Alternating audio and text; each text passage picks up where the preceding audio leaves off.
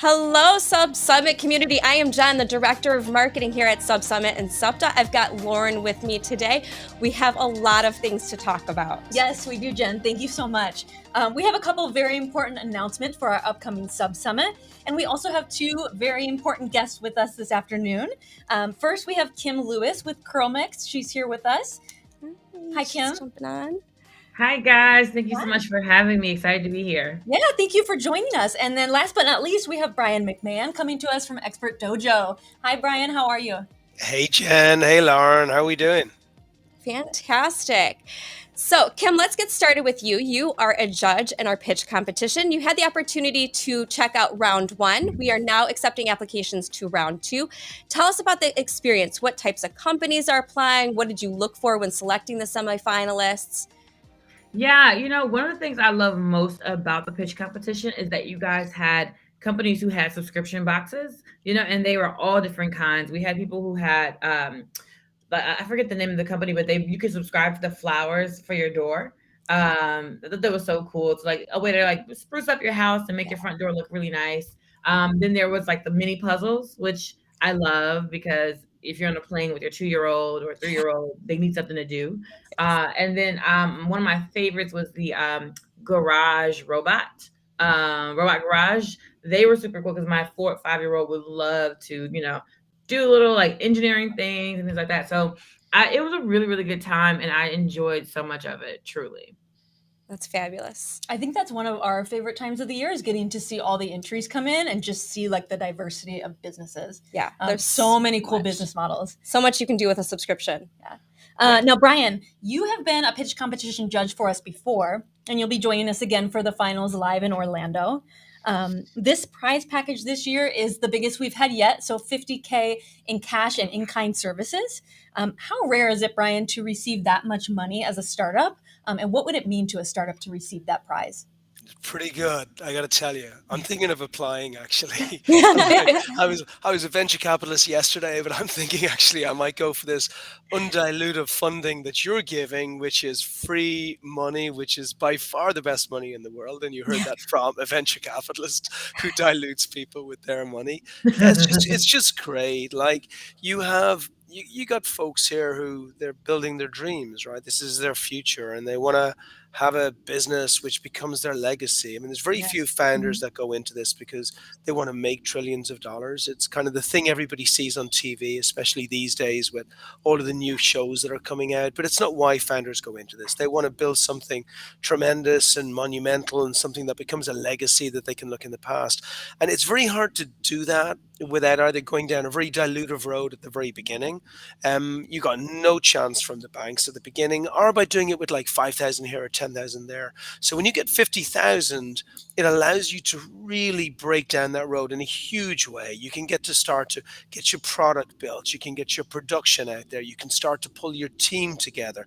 You can start to build a process internally to get a supply chain in place. And you can start to build the most important thing that you will need when you start building this up to be a multi-million-dollar company, which is a repeatable digital model. So that $50,000 should be enough to get you through all of those stages where you now become founder ready, product ready, unicorn ready. So when you are sitting in front of investors in the future, you're not begging for money. You're showcasing a really great opportunity where everybody can benefit on in the future. So yeah, well done all of you.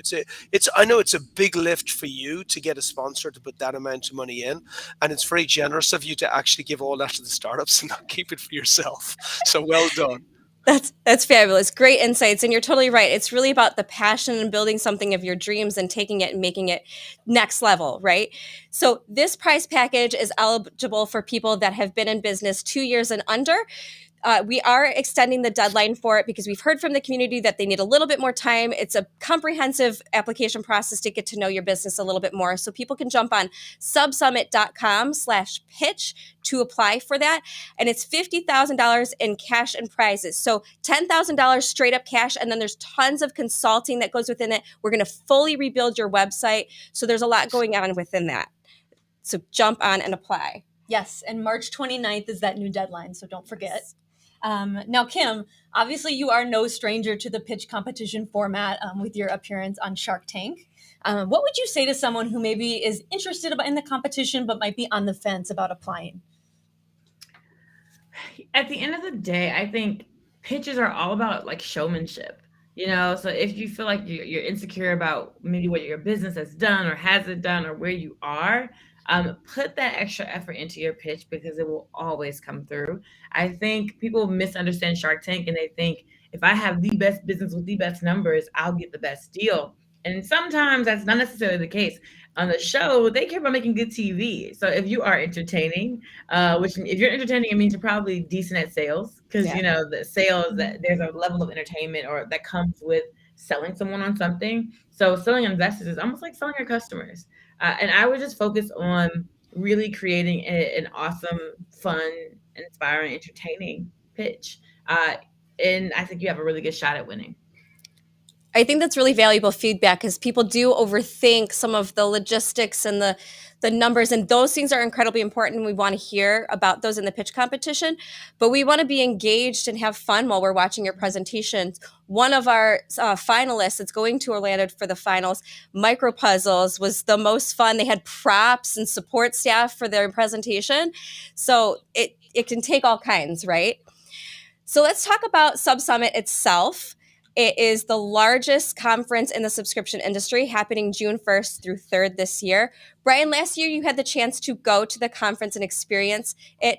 It also features the largest award ceremony in the industry. And of course, like we've been talking about, the pitch competition. Can you tell us a little bit about your session, some of the things that you learned and the networking opportunities you were exposed to? First of all, it was so much fun.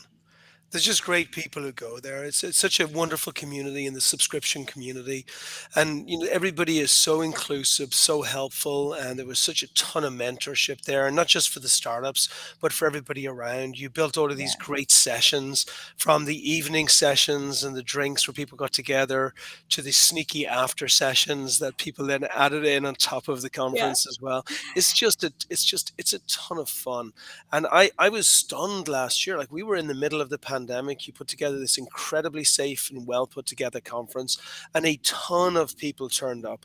And when I heard this year you got 1,500 people, I mean, that's pretty much all of the major movers and shakers in the industry. So, well done to you all. I just enjoy it. I get a lot from it. As a venture capitalist, what I'm looking for are just great companies that are there, that have repeatable models, that are able to break through and build $10 million a month companies based on something that people really need. So I'll be looking at, on one side of it, to try and look for those great companies that have the ability to really break through on the big stage. To Kim's point, it's not just about the product, it's about the people. And you want entertainers, you want communicators, you want closers, you want folks that they have the grit to be able to break through the impossibility of this crazy startup world that we're in. And just all of the great sessions that you have in the show as well. So I think it's all of it together that makes it such a great conference. And a tip I have too for the people applying, tell great stories, you guys. People don't remember your numbers when they walk away from your pitch. They're going to remember the story you told them about why you started, and the story of your business, of how you got from where you are, from where you were to where you are. So focus on telling great stories, and I think you'll have a very good chance. Yeah, completely agree. And tell those stories at SubSummit, right? Like, that's how you meet your mentor, or we have people that say box bestie. You're starting a company and you've got a box bestie to figure out how to navigate some of the confusion that happens when you start a business. So my next little shameless plug here is we do have an opportunity for people to get a free ticket to SubSummit if they're eligible.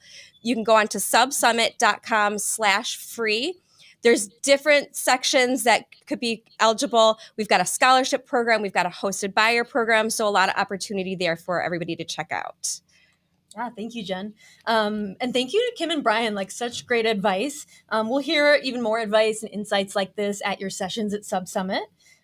You'll both be having those. So on that note, what advice do you have for startups? Who would you like to go first? Kim first. She's given the best advice so far. I'll follow. It's Okay, easy to Kim. follow Kim because she like wows everybody, and then I just give like the little pieces. Whatever, I Brian. agree. You I definitely agree. gave some of the best advice in this call today. Advice I have for startups. One of the most valuable pieces of advice I got early on was be a painkiller and not a vitamin. And sometimes a lot of us can build subscription boxes that are just vitamins. People like it's fun to do, but it's not a necessity. So people end up, you get a lot of churn. People end up canceling because it's just not necessary. But Yeah. the things that they need that are painkillers, and if you think about the brands, right? We know Tylenol, we know Aleve, we even know ibuprofen. It's very hard to think of like what vitamin do I know? Is one a day, maybe. And so people buy their painkillers and they put them on subscription and they don't cut them off because they're always going to need some on hand. Um, so that's why I switched from a do-it-yourself subscription box that I was early on to a 4-step kit to help women get this hairstyle because they need to look beautiful, when they go to work, when they go on dates, and they go to the soccer game, whatever. Yeah. So be a painkiller and not a vitamin. I love that. I love that advice. So good. All right, Brian, what you got? That's hard to follow. Yeah, can you top that? I'm gonna layer on top of Kim a little bit on that. We actually, in one of our trainings that we do in the accelerator, we got a guy called Ryan Foland, and he does personal branding training, and he speaks about that exact same thing that Kim just said, which is, and he uses an image of a finger where he'll say, are you a chopped off finger problem, or are you I have a little bit of a headache and maybe I should feel better? Like, be the chopped off finger. I'll add one extra thing on top, which I live my life by, and I see so many great startups that don't do this, and the ones that are even mediocre that do it, they pass by the great ones. Wake up every single minute of the day and ask for things. Hardly anybody does. There are people in the room, like, I don't mean investment, like, there's money everywhere. Money is a commodity. I'm saying when you start a company, you need so much help, so much support. You need mentorship, you need expertise, you need advice, you need providers, you need supply chain, you need everything. And within the audience of SubSummit, literally every single person you need for every single part of your journey, from the money to the mentorship to everything else, is in that room, every single thing. But how many times you walk over to someone and say, hi, my name is Brian, this is my product, this is what I do, what about you? Okay, very nice to meet you, great, let me take your card, wonderful, I'll add you to my database and I'll do something later. Like, you waste your time. Yeah. So search for areas where people can really help you. Grab those areas, stalk people, do not let them go. Make sure they give you what you need and get to the finish line quicker. That's it. Ask, ask, ask, ask. If you're not asking, you're losing. Yeah. Yeah, and we've heard that from a lot of our community that attended SubSummit in the early days. They established those relationships, they had those asks, and now, 4 or 5 years later, they're still talking to those people and leveraging those partnerships that they created so many years ago. So absolutely hugely important. Yeah, and Jen, to your point, we have very mindfully put in some built-in networking sessions. So make sure that you're attending the lunches, the cocktail hours, the networking breaks. Those are going to be where you meet those people, your box bestie, your mentor, things like that. So take advantage of that. Absolutely. So you're both speaking at this year's SubSummit. Can you tell us a little bit about your sessions and what can the audience expect as some takeaways from those sessions? Brian, let's start with you. The future of everything. We're in just a fascinating world right now. It's just fast. I've never, in all my time on this earth, which is like way too long, but I've never ever been in a time like this. We have potential recession, maybe. We have a horrible, annihilation. I won't even call it a conflict going on, which our hearts go out to all of those people. We have more money on the planet than there's ever been before. It's just bizarre. I've never seen it. Like, the public markets have moved into the private markets. You've got funds with hundreds of billions of dollars. Forget about millions of dollars, like hundreds of billions being pumped into companies like never before.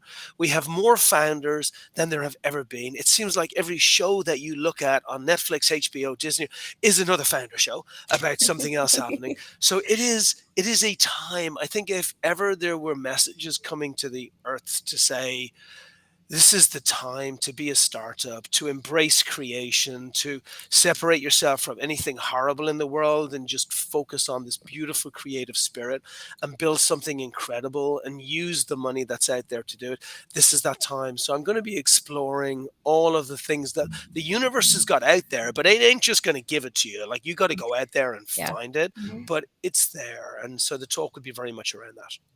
Wow, very interesting. All right, Kim, what is your talk about? My talk is going to be focusing on the things that I've kind of figured out over the years as a founder.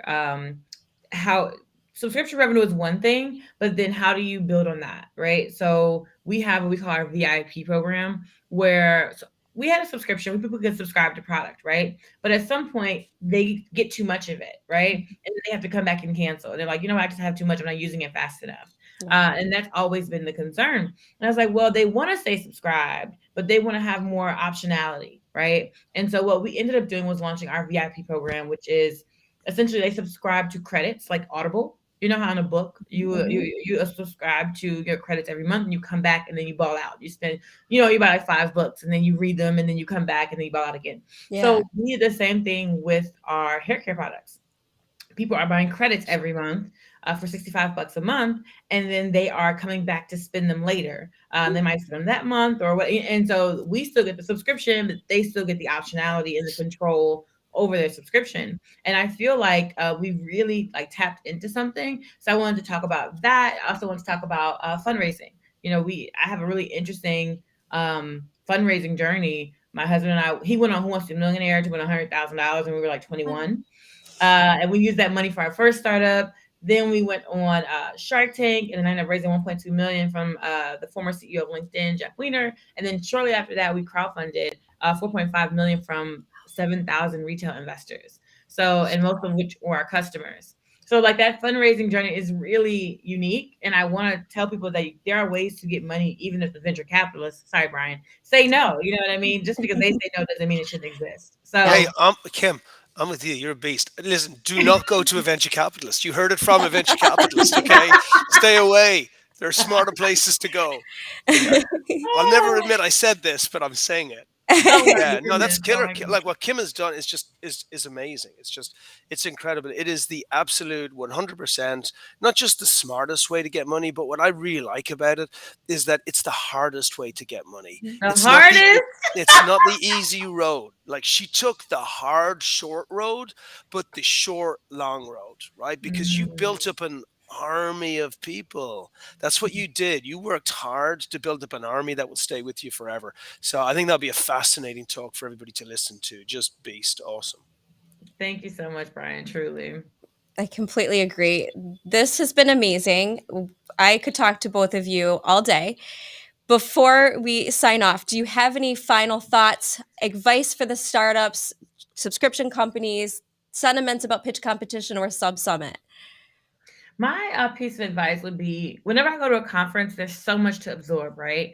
There are 2 things I do. I take I would take 4 or 5 pages of notes and then I go home and implement, right? But just get one thing, one thing that you take from the conference that you implement afterwards so that you have gotten your value from the trip that you've made. I think that's really important as a founder because you can be wrapped up in so much, and then not do anything. So take at least one thing, but take copious notes. I'm going to stick with my line, which is don't be a watcher, right? Don't be a partaker. Be an active engager. Ask for stuff. So what do I mean by ask for stuff when it's conferences? You've got like names of people who are the speakers who are going to be there. Reach out to people beforehand. You've got people beside you at the coffee table. You've got people beside you. Don't be shy. Don't be nervous. You paid a little bit of money to go there. Get your money's worth. Make sure that you engage with folks. You meet folks. You ask folks what they do. You be interested in what they do. And I will finish it with one thing. Is when we started Expert Dojo back in the day, this was way before we did all our investments and everything else, we called it Pay It Forward Labs. And it was because I believed massively in the Pay It Forward process, and that if you go to a place with the mentality of, I'm asking, but not just to get something for me, I'm asking to get benefit for whoever can get the maximum amount of benefit from this relationship, then you will do absolutely great. But I adopted Pay It Forward to Circle It Forward. And Circle It Forward just means means that you don't hang out with jerks. So if there are people in your community that don't believe in pay it forward, don't be helping those people, okay? Help people who believe in pay it forward. And then you have a conference which is awesome, where you're helping people, you're being helped from people, you're learning stuff, you're getting investment, you're making money, you're building a great company, and you have an awesome time. That's it. Circle it forward. Absolutely. Awesome. We've got some good feedback from the community. I'm just popping that on the screen here as we finish things off. Our family of subscription, they're just loving you guys. You guys are giving some great thoughts here. All right. So before we sign off, some final notes. Yes, absolutely. So again, SubSummit is back and bigger than ever. Don't forget, mark your calendars June 1st through the 3rd in Orlando, Florida. And check out if you qualify for that free ticket, subsummit.com/free. Pitch competition applications are open until next Tuesday. They have been extended to March 29th. Get those apps in. If you've started the process, haven't finished it, this is the time you've got to fill out both steps to be eligible. Yes, awesome. And last but not least, we are currently accepting nominations for the 2022 CUBE Awards ceremony. This is the subscription industry's leading awards ceremony, and 15 companies will be taking home trophies this year. We've got a couple new categories. So we have Community Choice Award, we have the Social Good Award, and of course, Best Subscription. So don't forget to submit your brand. You can do that at subsummit.com/CUBE. Thank you so much for joining Kim and Brian. Thank you to the SubSummit community. We will see you in June. Yes, thank you. Bye. Bye, guys. Thank you, guys. Bye.